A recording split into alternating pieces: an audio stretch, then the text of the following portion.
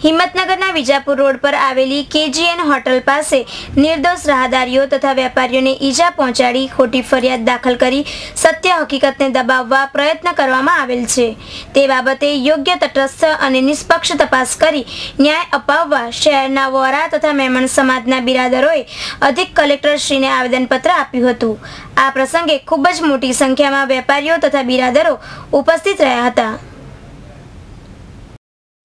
હિંમતનગરના Vijapur road પર આવેલ KGN hotel પાસે તારીખ 24/7/2012 રોજ બનેલ હિંસક ઘટનામાં રાત્રે જાહેર માર્ગ પર આતંક મચાવી નિર્દોષ રાહદારીઓ અને વેપારીઓને નિશાન બનાવી ભયનું વાતાવરણ ઊભું કરી હુસેન શાહ નાથુ શાહ દીવાને ખોટે ખોટી ઉપજાવી કાઢેલ મનગળત હકીકતો ઊભી કરી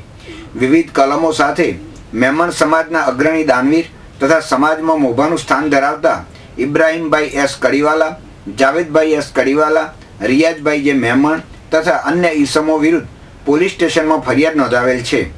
મેમણ સમાજના વેપારી વર્ગના સ્વભાવે શાંત તથા પરસ્પર સદભાવના ધરાવતા લોકોને વારંવાર અસામાજિક તત્વો દ્વારા નિશાન બનાવી શારીરિક, માનસિક તથા ધંધાકીય નુકસાન પહોંચાડવા પ્રયત્નો કરવામાં આવી રહ્યા છે। ત્યારે સત્ય હકીકતને દબાવવા તથા પ્રતિષ્ઠિત વ્યક્તિઓને નુકસાન કરવાના બદ ઇરાદા સાથે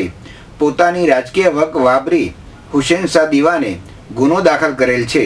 તેવું જણાવી આ બાબતે ન્યાયિક તપાસ કરવા તથા સત્યતાની ચોકસાઈ કરવા તેમજ હિન્દુ મુસ્લિમ ધર્મના પવિત્ર શ્રાવણ અને રમજાન માસ ચાલી રહ્યો છે ત્યારે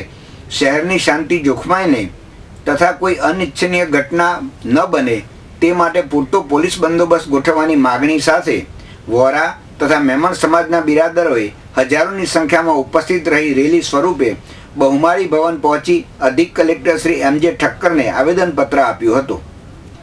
હિંમતનગરના પ્રતિનિધિ સુરેશ થોરી સાથે રસિક સોની, સિટી ન્યૂઝ, હિંમતનગર।